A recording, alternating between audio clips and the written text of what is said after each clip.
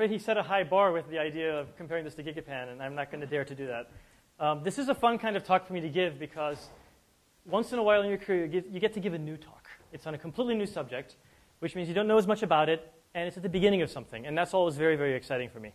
So I hope that you enjoy it as much as I do. We're going to talk about a new project that we're doing in the Create Lab. The Create Lab is about community and technology empowerment and how we can use technology to change communities, not by us changing them from the outside, but by having the communities change themselves.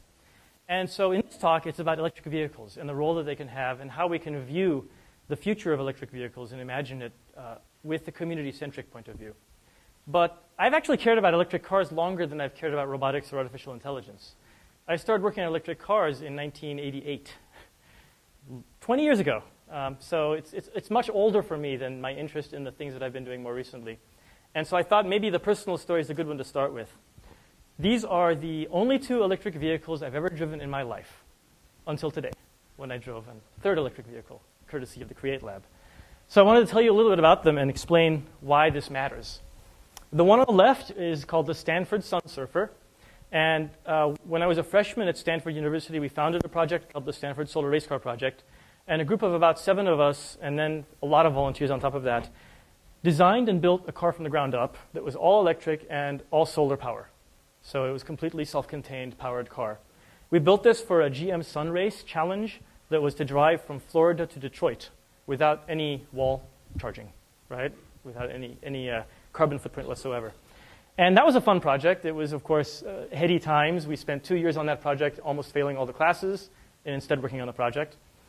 And we learned a lot. There's 3 major lessons that I took away from that I think are very relevant to what's happening now. One is about simplicity.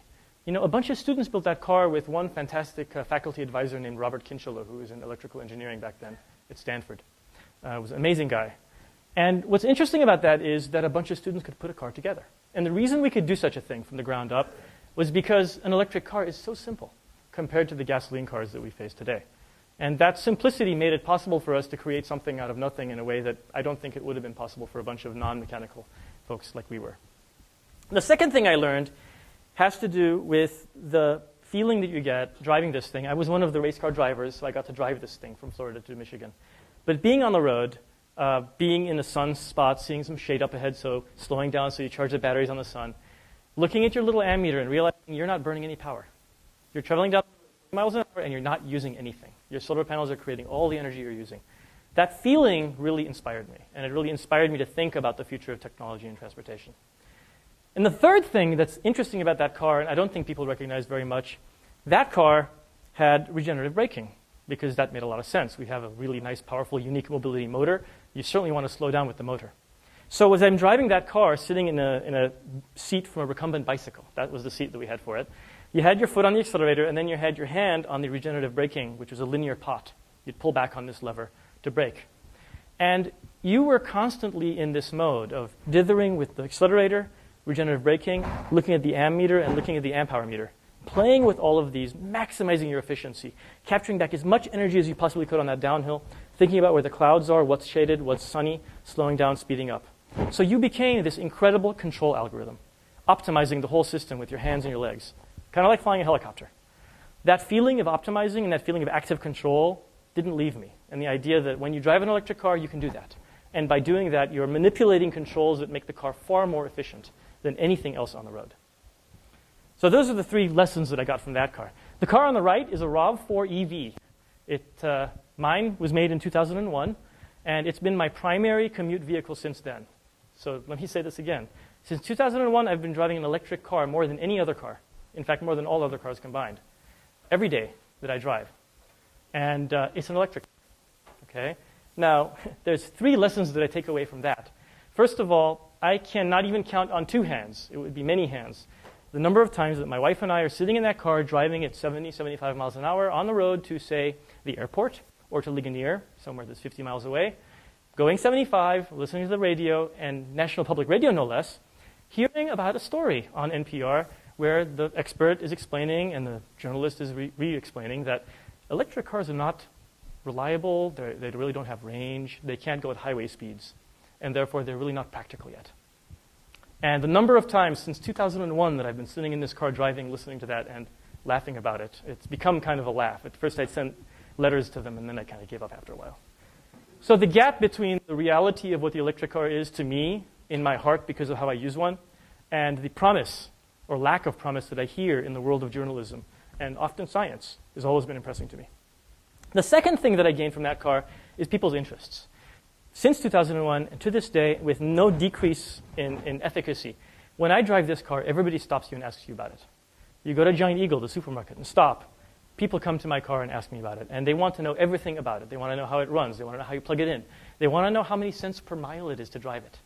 And you soon have all this data on your lips because they care. I went to a parking garage in downtown Pittsburgh. We went to the symphony for a children's symphony performance. Went back out to the parking lot attendant. He was a very old gentleman. He'd been in World War II. Okay? He couldn't stop asking questions about this car. What kind of batteries do you have in it? I was driving tanks in World War II, and it was very interesting, sir, because our tanks had really bad lead-acid batteries, and they wouldn't start in the mornings after a cold night. But the Germans had these really nice tanks with nickel batteries in them, and they started no problem. What do you think of that? Can I get one of these cars? And these continue to this day. And it's a cut of society that cuts across socioeconomic boundaries. When we're doing educational programs in Braddock, I get just as many questions as when we're doing educational programs in Shadyside. And so it's really interesting the level of public interest and engagement with the idea of electric cars. The third thing, that car, since 2001, has been to a mechanic's shop precisely 0 times, ever. Okay? 0. There is no scheduled maintenance. There's no regular checkups. There's no oil to change. The only things I've ever done to the car is I've replaced the 4 tires. They wore out. The brakes have never worn out because guess what? It's got regenerative braking. So most of the time you're using the motor to slow down, so the brakes last a whole lot longer. And I can leave it at that, but the reliability of that car fundamentally, it's data point of 1. But it's a really interesting teaching lesson in the economics of electric cars, and actually it relates a little bit to the politics of electric cars. So that's the electric car mentality that I come to this project with.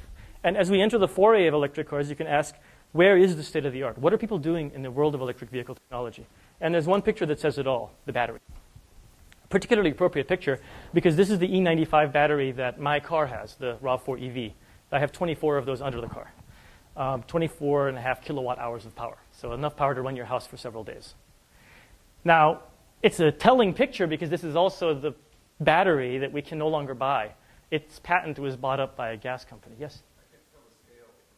Oh, yes. The battery is this big. And it's about a 1 kilowatt hour battery. So not too big. In fact, we'll show you afterwards in the garage the underside of the car, and you can see the batteries. So they sit on little plastic trays under there. But yeah, there's a patent dispute with this battery. We can't even buy it today. If a battery goes bad on my car, you have to reconstruct some kind of 12-volt battery. You can't replace it with an existing set, new. But the battery has really been at the forefront of research for the electric vehicle. So companies and researchers have really worked hard to make the battery better. And the fact that my car exists doesn't mean we don't need to make the battery better. Of course we do. There's plenty of room for improvement. And that's being done. And time and again, you'll hear about the battery. Fundamentally, though, I want to talk a little bit about energy store, about the architecture that you can use to drive these cars and how we could imagine changing their architecture. Now, if we look at the cars that are going to come out in the next 3 or so years, what is their architecture? What are they like? And how does the battery relate to them? Let's look at a few. So this is one of my favorites, the Nissan Leaf. It's hopefully going to be out in 2 to 3 years. And when you buy a Nissan Leaf, it's a 4-door, proper car, goes at highway speeds, and I think it goes about 80 miles on a charge. What's interesting is the battery is, again, at the center of the conversation. You don't buy the battery, you lease it. And why is that? Why would they set it up that way? Because the batteries are expensive? Because it's not well defined how long they last, and they really don't know how to price it. So the lease model makes a lot of sense for them. Another car that tells a story about batteries is the Tesla Model S. So when the Model S comes out from Tesla, we'll have a large chassis electric vehicle that seats a family of 5. It's expensive, right? I think it's about $60,000 at the latest estimate.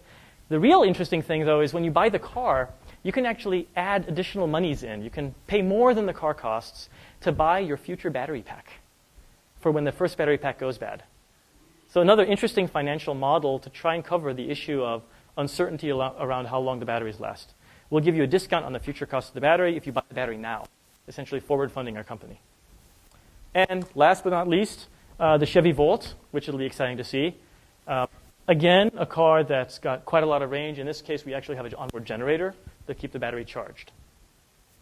The story of these cars that I find interesting and that we're going to try and transition from for the purposes of this talk, these are proper top-down engineering design challenges. We're designing a new car. But what they're trying to do is design a car that looks and feels and operates one for one like a gasoline car. The problem they're trying to solve as engineers is, can we make an electric vehicle that is essentially the same as a gasoline vehicle? It has the same range, fundamentally, and the same top speed. That's the problem they're trying to solve. And there's a good reason for that. That's what the market is. We know how many cars people buy. If we make a replacement for that car that's electric, but it still goes a couple hundred miles, like the Tesla Model S, we hope people will buy that car. That's the direction that they go. The question that I want to ask, and the challenge that we're facing with ChargeCar is, rather than thinking about one-for-one replacements with cars, can we turn the problem upside down and think about the commute? What is the commute that people face? And what are ways in which we can optimize an electric car for the commute that people face? So that's where I want to think. But to have that discussion, we need to start by understanding the commute. So let's go to an obvious place to start, which is the typical commute. So this is Department of Transportation statistics across the distance that people commute one way. And it's just a histogram showing that in buckets. Hard to read, so I'll explain it to you. But here's 1 to 5 miles, 6 to 10 miles, 15 miles, 20 miles, 25 miles. Let's do a poll. How many people one way commute? Let's do the first two buckets, 1 to 10 miles a day. Yes. Everybody, look around. Wow. Less than 1 mile. Wait, I don't, sorry. So how about 1 to 5 miles? All right, how about 6 to 10 miles? We're actually a perfect representative sample of this transportation statistic. That's kind of cool. The largest bucket was 1 to 5, and basically everybody was here. So that's interesting. If that's true, right, if that's what the regular commute is, then trying to do a one-for-one replacement to a gasoline car is not necessarily the optimal thing to do. After all, we may have interesting opportunities that arise. We may be able to exploit behavior in interesting ways if instead of thinking about that one-for-one replacement, we think about fitting what people need in some interesting way. So that's where we start our conversation now together. And you can ask the question, do manufacturers work on that? Do they try and build low-mileage vehicles specifically for commuting? And the answer is, of course they do. That's what the bicycle is. And there's other devices for that. CT&T announced the E-Zone very recently, I think a week and a half ago. And that's very exciting because it's a job creation effort for Pennsylvania, right? We're going to have a 200-employee plant manufacturing these here near Pittsburgh and another one near Philadelphia, which is fantastic. Now, this car's range, I believe, is about 60 miles? 80 miles. So 80 miles range. It has lead-acid batteries. But you know what's interesting? Morphologically, this is different from those cars, right? It looks totally different. It's small. It's cute. It's a two-seater. Its top speed is 35 miles an hour. So the fact that it goes 35 means there's a whole bunch of these people that it doesn't actually work for, like me, who go faster than 35. Maybe I could, from Squirrel Hill to here, figure out a way to go less than 35. So the look is different. The morphology is different. But if you look under the hood, if you look at how that electric car works, this car and this car and this car are all the same thing. They're a battery, an electric motor, and a controller. And that's it. No interesting intelligence to speak of. So that's where I get excited, right? All the solutions being proffered today are largely the same. And usually, evolution works well if you have some dissimilarity to begin with so that we can see what works and what doesn't. So I'm going to try and convince you of that by thinking about that urban commute, thinking about this short-distance travel and what it's like. How does it behave? What's the shape of that travel? And I have a good place to start, which is this sticker from 2001 Prius.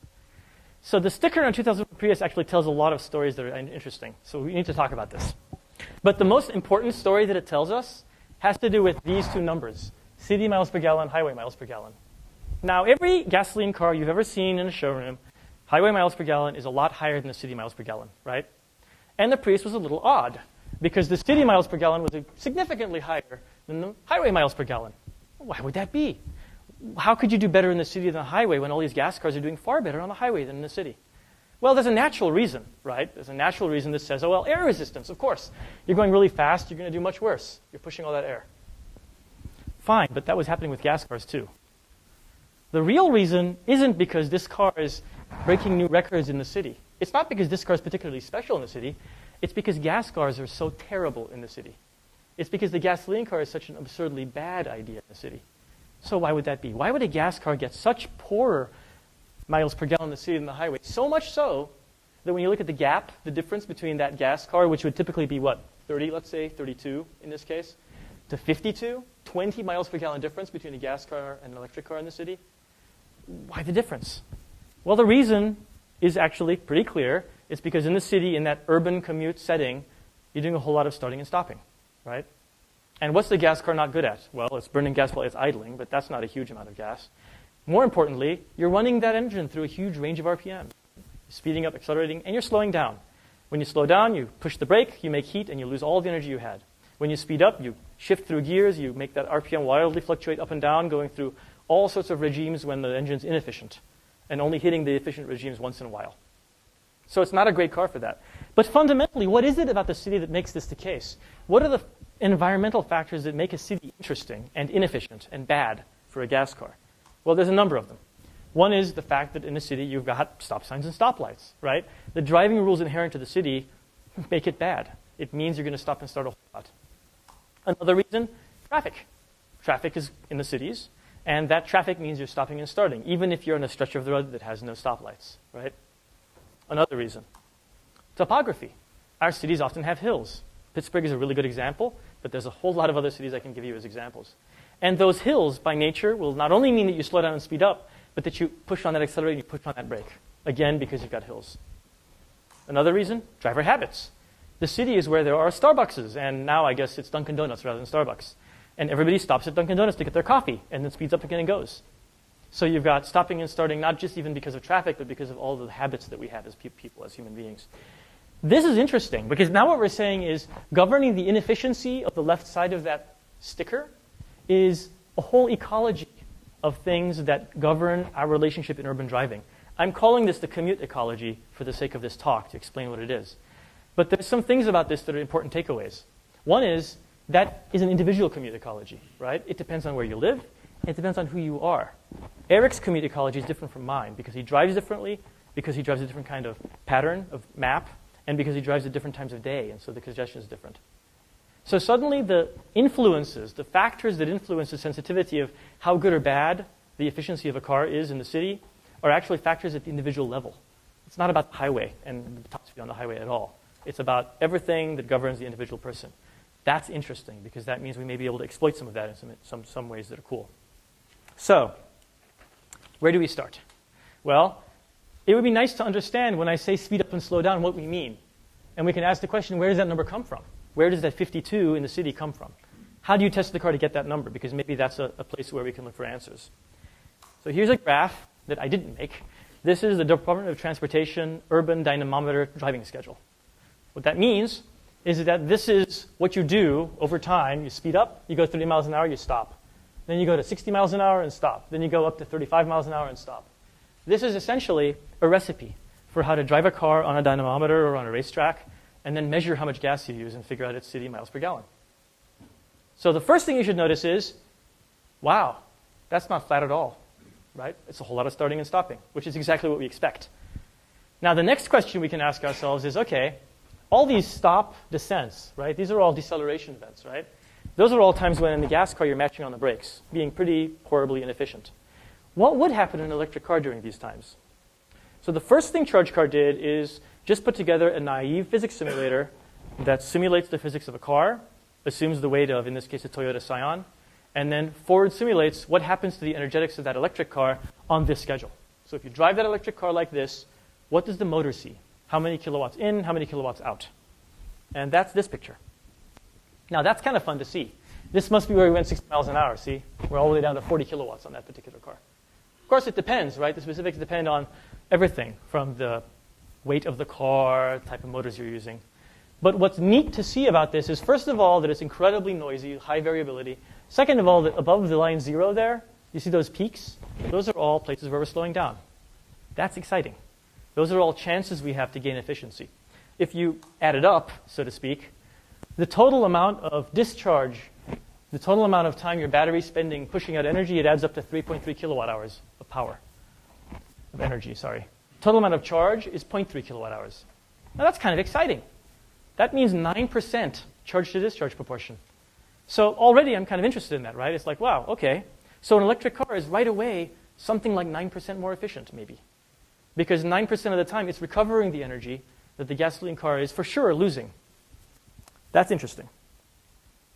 Now, the problem with this whole thing is that the urban dynamometer driving system is an idea. It's not a real thing. It's a concept. It's a theory. It's a recipe for how to give the same city miles per gallon sticker to all the cars in the world.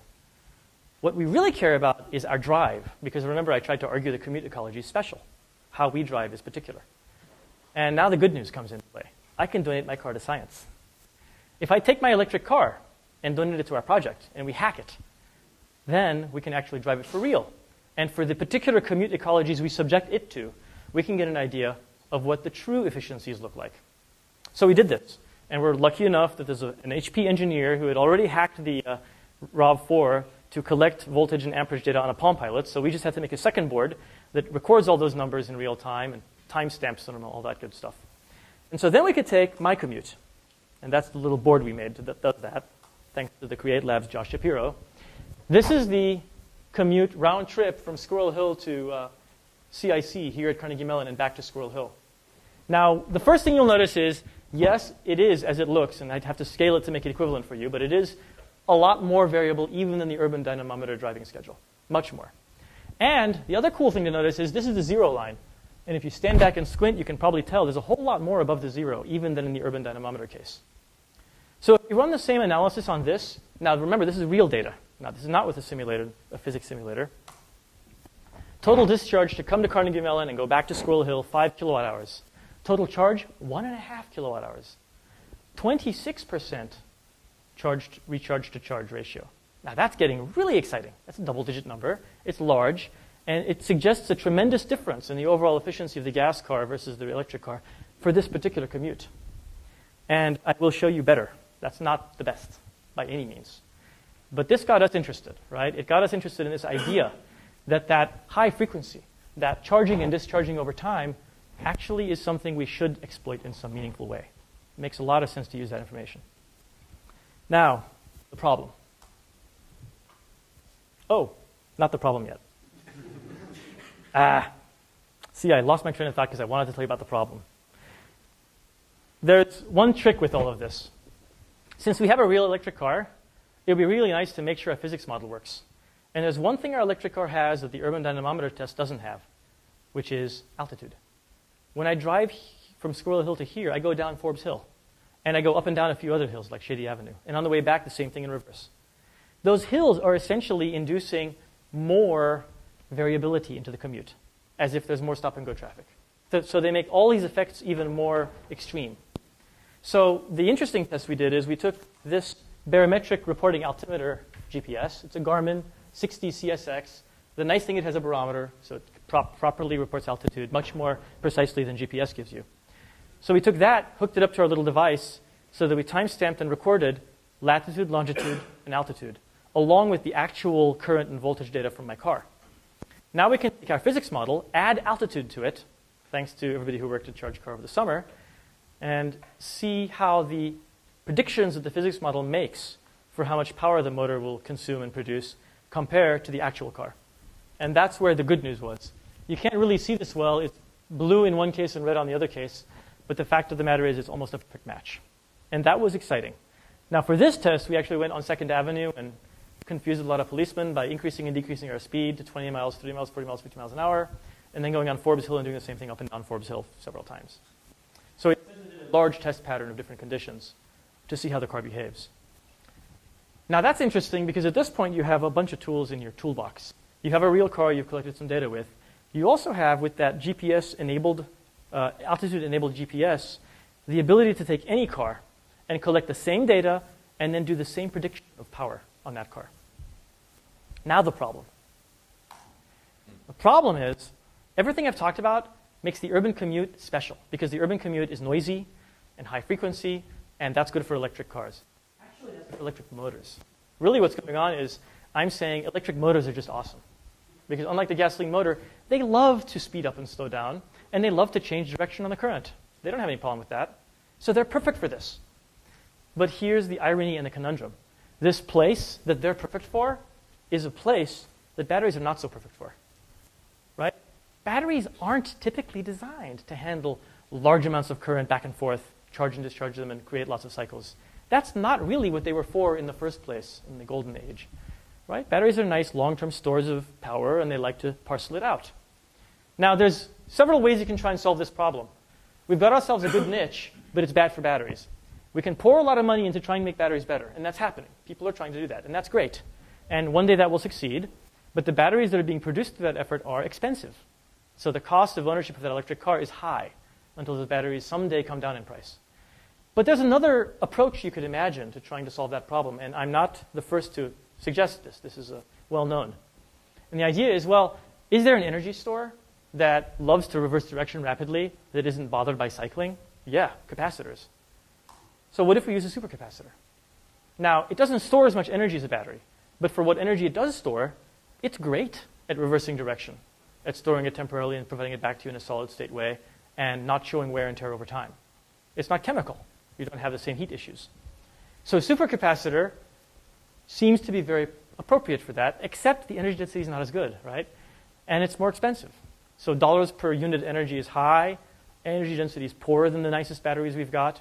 So replacing the batteries wholesale with the supercapacitors just introduces a new conundrum. Now we need to improve supercapacitors. What if trying to improve anything, we just take the supercapacitors we've got and the batteries we've got and say, let's use each one for what it's best at. And what if we think about this computationally? So computationally, what does a cache do? A first level cache. What it does is creates some sort of buffer here. Now Paul's laughing because he gets this. It creates a buffer where if we get cache hits, it's really good at returning the information fast. But if you don't get a hit, you can go deal with the battery. And so the aha is, fine, let's create a first level cache out of the supercap on top of the battery. This is not the same as saying, let's tie the battery and supercap together to filter the battery. So we're not just putting them in parallel. We're doing something a little smarter. We're saying we have the power to decide how to use that cache, right? We can decide how big the cache should be. And we know from computing sciences that, in fact, sometimes the cache could be really small compared to the battery and still gain you hugely in terms of overall impact, right? So maybe that'll work here. Maybe. It's just a metaphor. But we can think about algorithms to maximize what you can think of as cache hit rate. Will the supercapacitor be empty enough or full enough for what you need right now in the urban commute ecology? And what are the new demands on the new kind of battery you get as a result? Because now the battery is different, right? It's behind a cache. That changes everything. So the overall architecture, and picture thanks to Greg, looks like that, says we have places now that we can manipulate the system. We can stick a supercap in there. We have our motor and our battery. But now we can play with the question of how we trickle charge between the supercap and the battery. And from the motor's point of view, we can play with where essentially the current goes from the motor, effectively. And what can we take into account to decide how to deal with this cache, how to treat this cache? Everything. We could take everything on driver behavior to the internet. Maybe traffic conditions or something, depending on what's going on. Maybe the fact that the upcoming light is red or green is something we should take into account.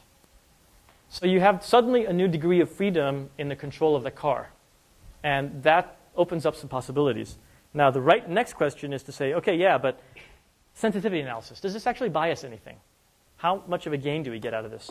So let me go back to a picture of a commute from Squirrel Hill to, actually, this is from school to Squirrel Hill and back. So this happens to be reversed. It's a different day, different car. No, same car, same driver, different day. And so that's a commute.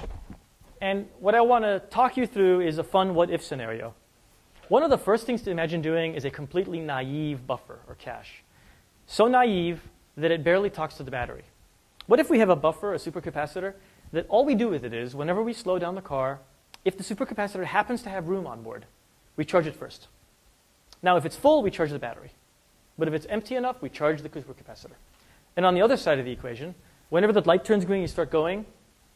As soon as you start moving, if the supercapacitor has capacity, if it has charge, use that. And when it's empty, go back to the battery. That's it. So no trickle charging between the battery and the supercap at all. This is like the level 1, simplest algorithm you can imagine, right? And so we can ask the question, what does that do to what the battery sees, to the battery duty? And here's what it does. We're going to take a small supercapacitor and do that and just simulate that forward. And this is what the battery sees as a result. Now again, before, after. So what's exciting about this is you're seeing a huge number of the power demands on the battery disappear. Now I need to tell you how big the battery is and how big the supercapacitor is, right? So you have a sense of scale. This is a 50 watt-hour supercapacitor and a 25 kilowatt-hour battery. Okay, so the supercapacitor is like a 500th of the size of the battery, if I did that right. And the statistics get really interesting if you vary capacitor sizes. So you can ask the question, how big does the cache have to be? And if we take the cache size and vary it, we get a really nice curve. It's a nice curve because at very small cache sizes, at very small capacitor sizes, we're seeing already a tremendous improvement in savings on the battery duty. For example, at 40 watt hours, which is a capacitor about this big that costs about $1,000, okay? At 40, what are we getting? We're getting about 35% savings of battery duty. So total number of kilowatt hours that the battery sees in and out is going down by 40%. And if you look at idle time, it's the same story. Idle time would be the percentage of time the battery is not doing anything. It's just sitting there, biding its time, wondering why nobody's talking to it. Right? That's idle time. Idle time is essentially zero for the commute. It's just when I'm stopped and not doing anything. But when you add a very small capacitor, 20 watt hours, already idle time goes 40%, which is the battery sitting still doing nothing nearly half the time. Now, intuitively, that sounds like a great thing, right? It's a great thing for many reasons. What's the number one cost of ownership issue for electric cars? It's the battery. It's the fact that the battery doesn't last very long.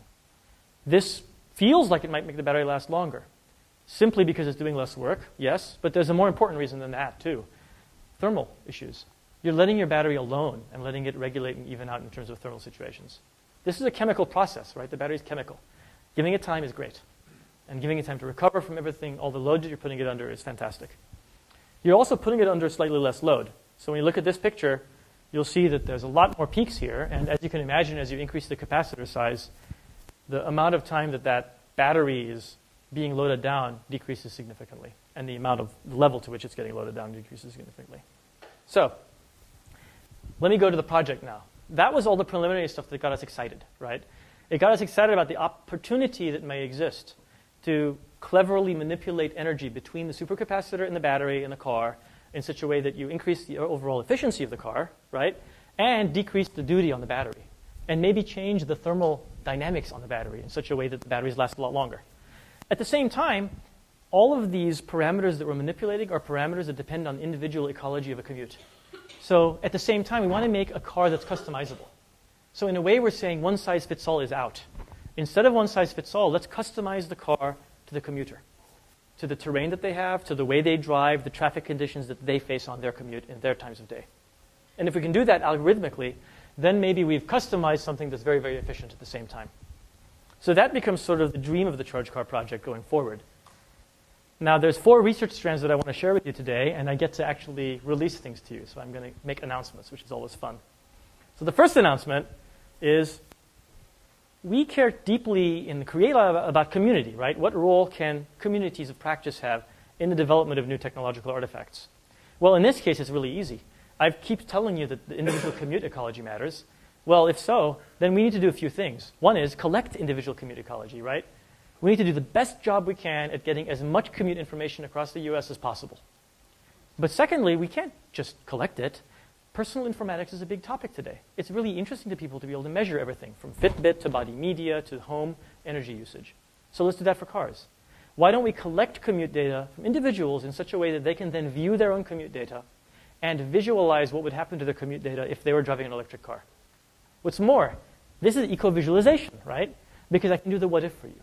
I can present you with the opportunity to upload your commute data, see what your commute would be like in an electric car, and see the difference in price between an electric car version of your commute and a gasoline car version of your commute. Essentially, I can demonstrate your carbon footprint differential to you.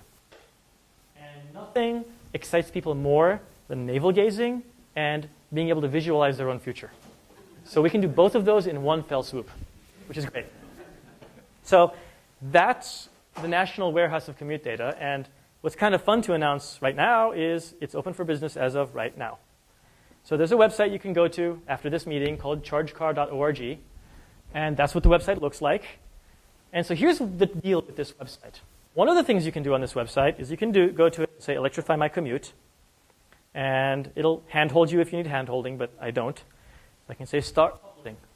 As soon as I say that, I'm going to go to a screen where I can put in my name. Of course, I can do an alias if I like for privacy. I can put in what kind of car I was driving. So maybe I was driving I don't drive compact car, let's say. I don't know. What would I drive? I would drive a Honda something, Accord. There. Or I could go in and manually enter my car specifics because maybe I have a heavy car because there's a bag of sand in the back. I can enter the outside temperature, the routes types, the traffic types, all the information about the commute ecology that makes my commute special and interesting. And then I upload GPS data. I click on that button because I have a GPS in my car. And I've recorded the GPX file from the GPS, which is essentially a series of latitude and longitude points on my commute. Now what happens is when you upload that to us, right away we take all the data. Now the things get fun. We care about altitude, right? And GPS altitude is nowhere near good enough. We've done the sensitivity analysis. It doesn't give us the altitude measurements such that we can really figure out power over time. So USGS was happy enough to give us, about 2 weeks ago, all altitude data for the entire US. So now we have that mirrored here at CMU. So we have that on a server, large disk drive.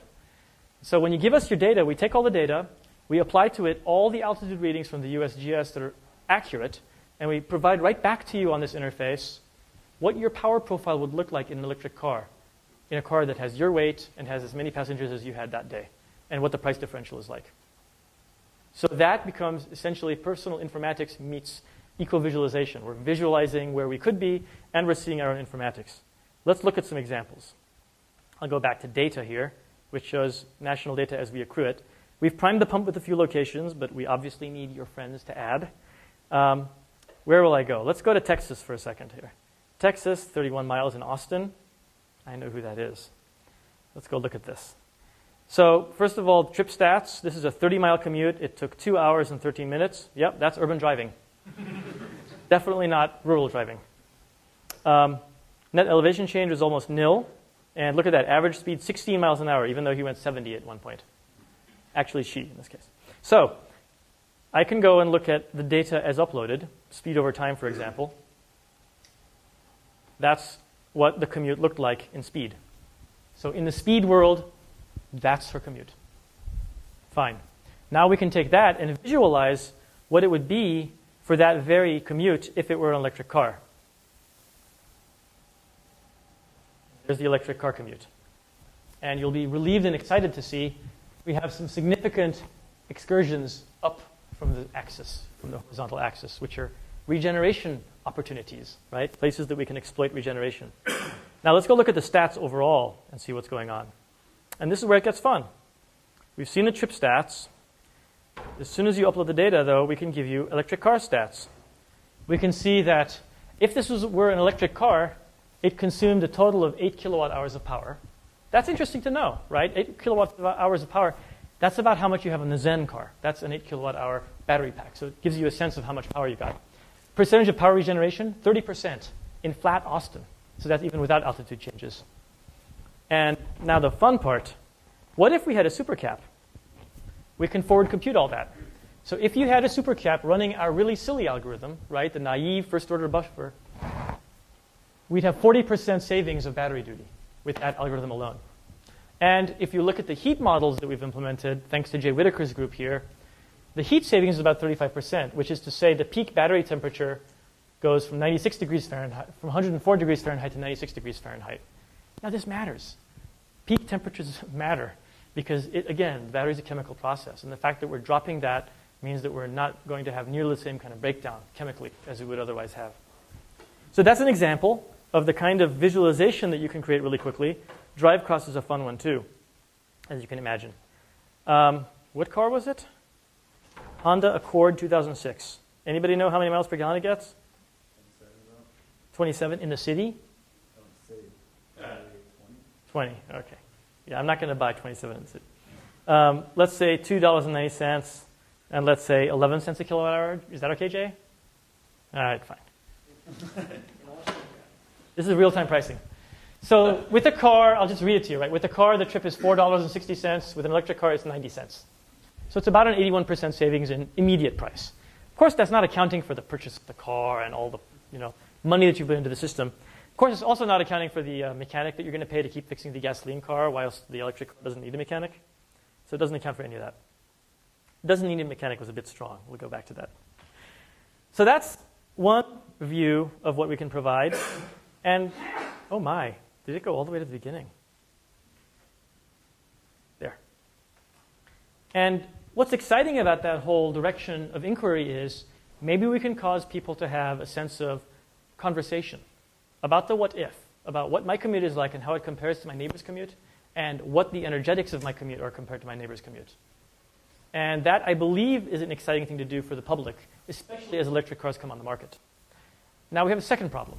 Second problem that we can also look at in a community-based way is the control algorithm. Remember, we have supercap battery electric vehicle now, and we have a whole control algorithm question here. How do you manage the energy? When do you decide to charge and discharge the supercap?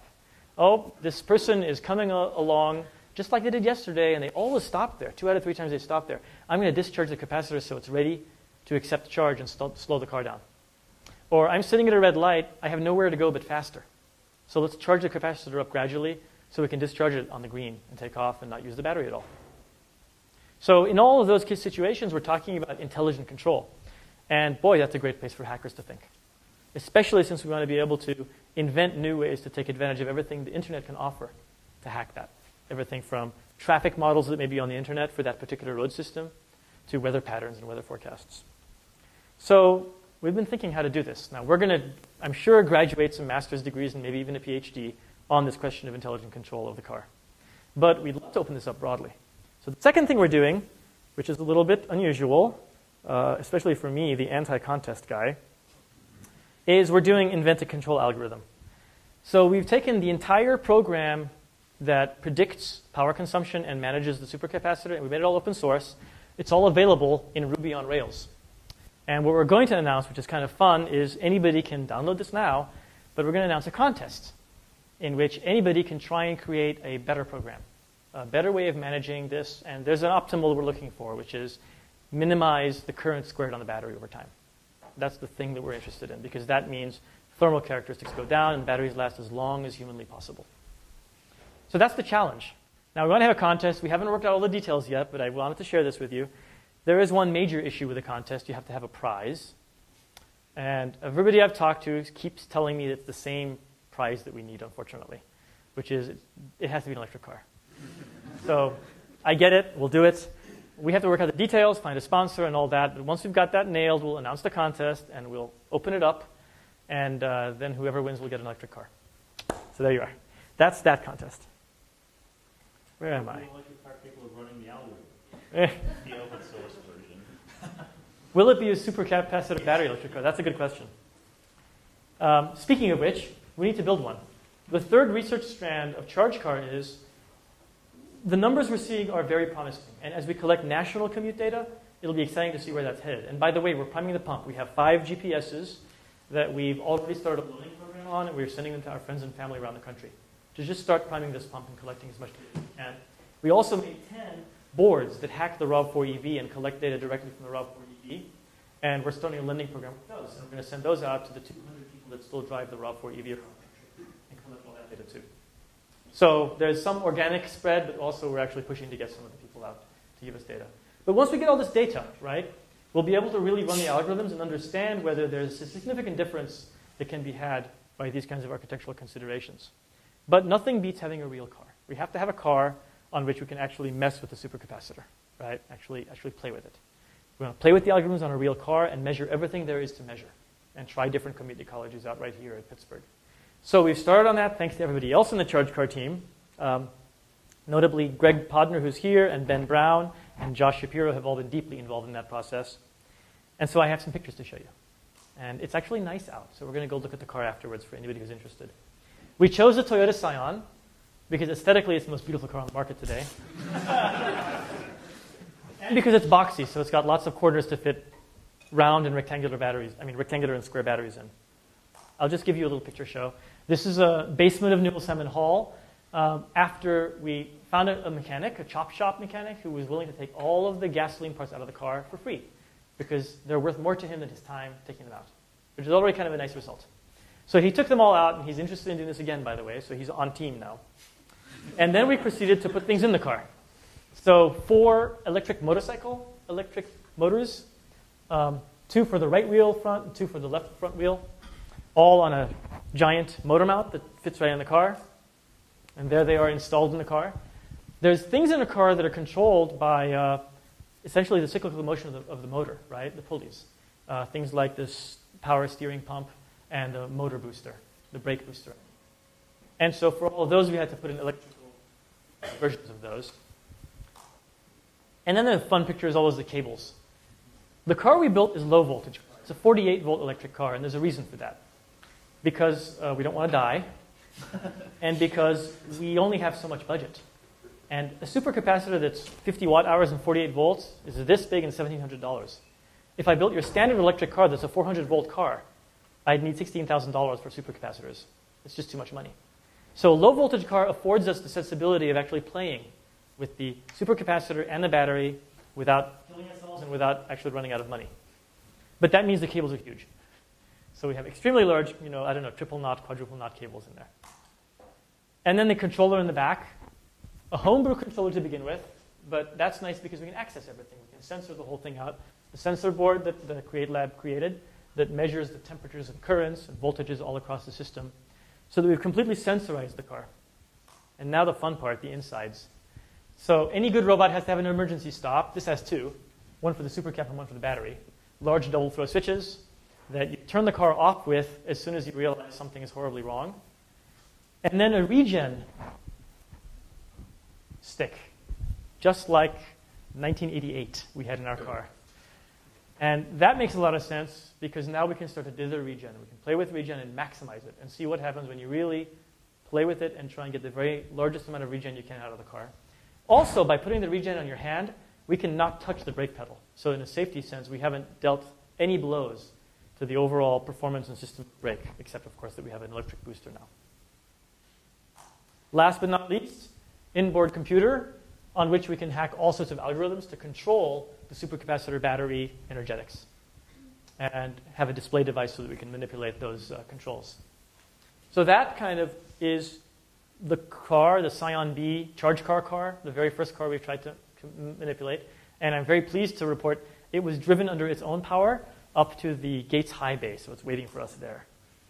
Now the last, fourth, final research strand that we have as part of ChargeCar. Again, Community Robotics Lab is all about community, and we keep asking which communities of practice matter here. I've already talked about a couple. One is the hacker community. They can really help us in a distributed way with algorithms, and I think they'd love it. Second, I've talked about the commuting community. They can really help us with data. They can do eco-visualization, but they can also provide the informatics that really allows us to understand what impact this can have economically and energetically on the country. But there's another community that's really perfect. And in fact, Pittsburgh's the perfect place for it. What do we have in Pittsburgh? We have this incredible capability in machining and working with our hands, right? You have awesome mechanics, you have a ton of chop shops, and you have incredible machine shops, right? And you have universities, these 2 fantastic universities. So you have this very high-tech understanding and conception. At the same time, you have people's ability to actually handle material, create product. And so combining those in this case is really interesting because the third community of practice is mechanics. What if we could find mechanics in Pittsburgh who are interested, engage them, pay for their time so that they really are interested, they can afford to be interested, right? And then work with them to create recipes for converting cars in Pittsburgh to supercap battery electric vehicles.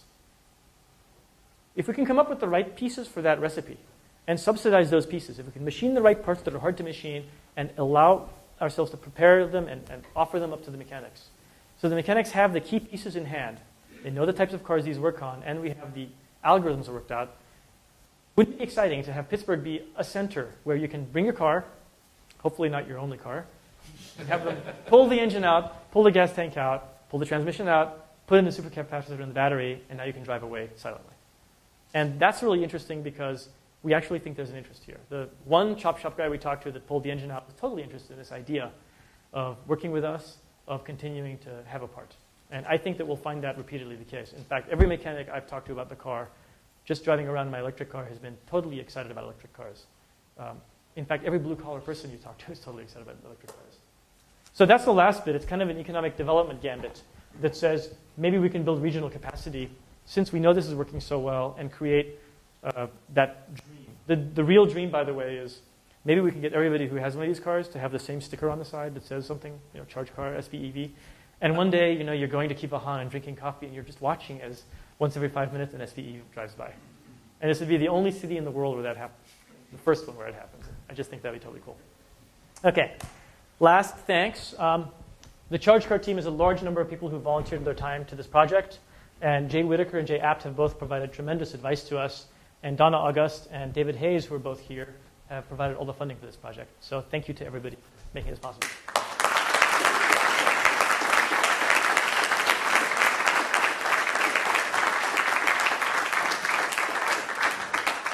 Now we've set up 2 cars in the Gates High Bay downstairs on the bottommost floor that way. No, that way. And they're the RAV4 EV and the Scion XB, and they're both operable, so they both work. So if you're interested in seeing the cars live, after we take a couple of questions here, if that's okay, we'll wander down there and let you play. And maybe my team can go ahead and go down there so that whoever wants to just go down there can go and start playing with the cars. So I was wrong twice. That way. So if my team can set up there. Anybody have questions? So when you did this conversion on the car, did you have to go to the EMV to get any kind of special licensing to be able to actually put it on the road? That's a good question. We haven't looked into the legality of conversions, when you have to get licensing. This car happens to have a current registration right now. I don't know what we're going to do when we have to pass the emissions test next year. I've actually gone through that problem with my electric vehicle. So my RAV4 is still licensed in California. And the reason for that is every emissions tester I went to here said you have to have a tailpipe to put the sensor on. And I kept explaining there is no tailpipe on the car. And he said, there's no option on the computer for that. You have to have a tailpipe. And at one point, I told him, just hang it on the bumper. So he hung it on the bumper, and he came back and said, it says fraud because it's not measuring any particle matter. Yes. But at some point, one has to deal with that, of course. Yeah. Yes? Wouldn't it be more efficient if you can get the manufacturers to supply you with a car without the gasoline guts? In hindsight, it would be much faster and easier, yes. And in fact, we've just started talking about the idea of trying to take one of the existing electric cars. Now remember, even a year ago, it was harder to imagine getting hold of an electric car. And so now, as I'm seeing this wavefront catch, I think it's a great opportunity for us to start to partner with them, get their cars and use their cars, yes.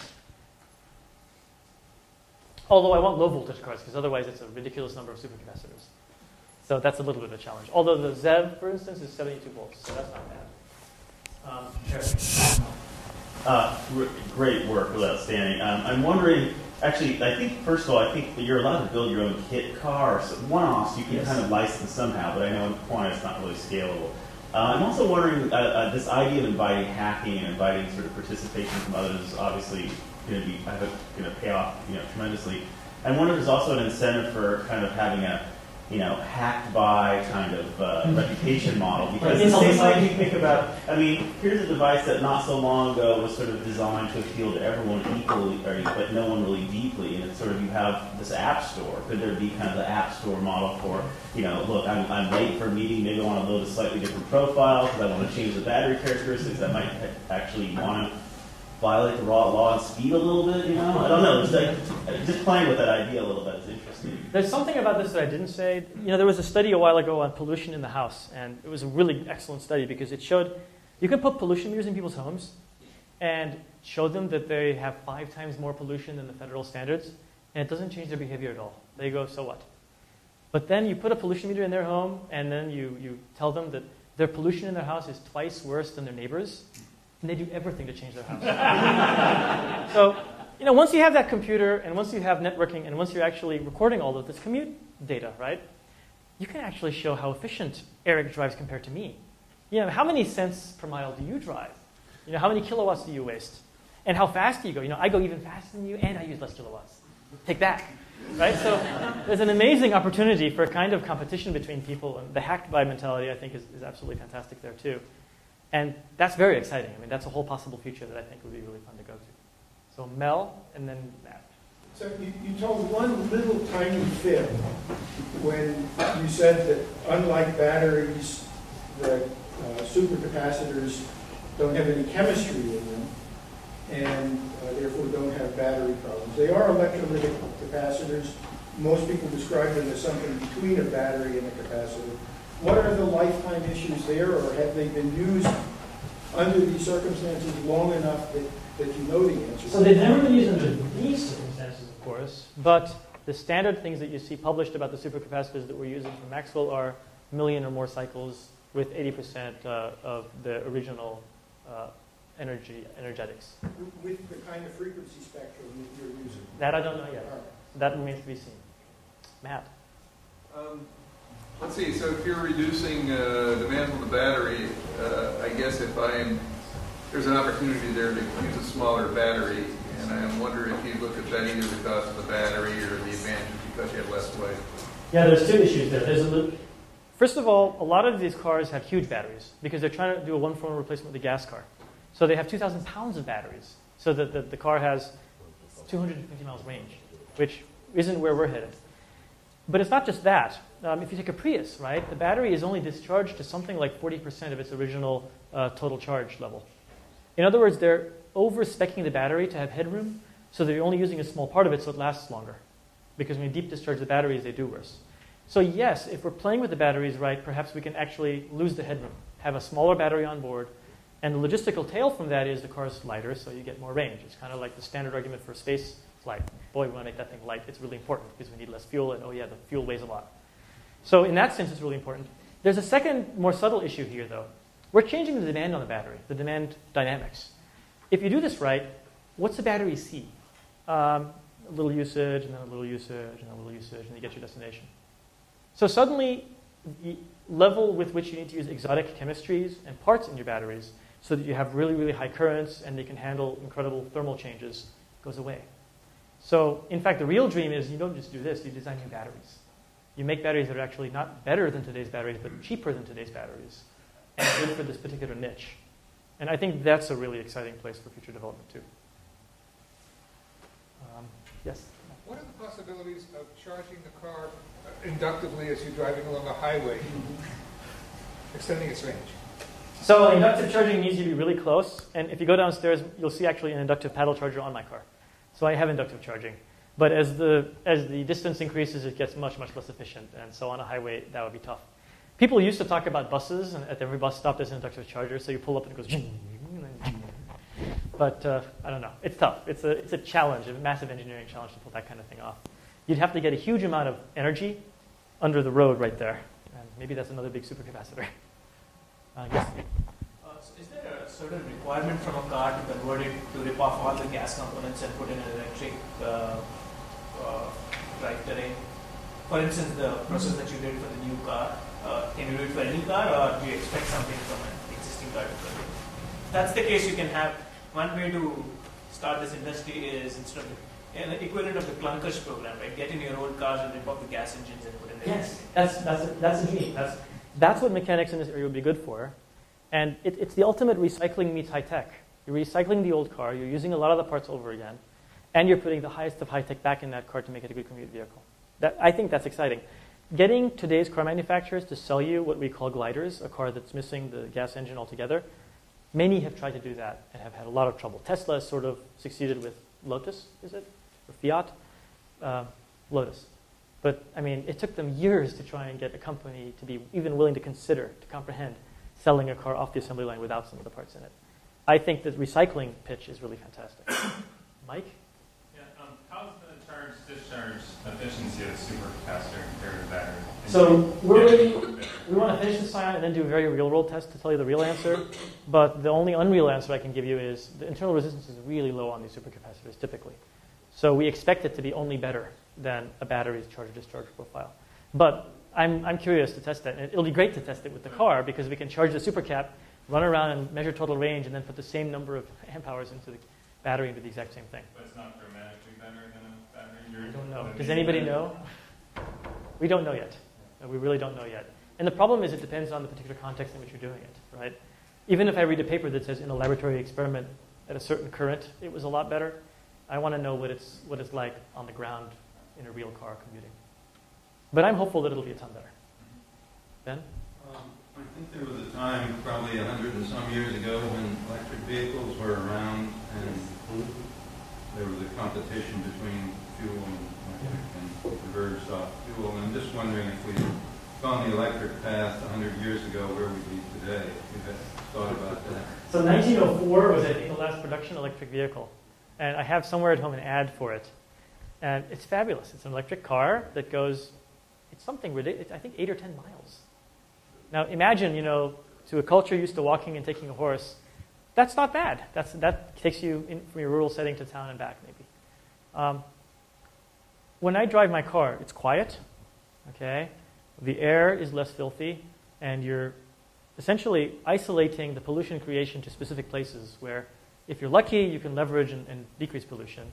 And that's not even talking about solar power and whatnot. So what I imagine our world would be like is we'd have a lot less noise pollution. I lived in Bernal Heights in San Francisco at the crossroads of 2 highways. And we were never able to whisper to each other, truly. And people grow up and die in places like that. And that noise pollution has to have an effect on our being. At the same time, the air pollution is a massive problem in places like Pittsburgh. And it's not just us, it's everybody upstream of us.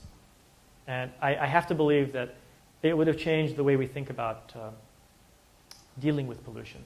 Having it isolated to specific places, I think, makes it much easier to think about legislation than having it spread out in a very disseminated way.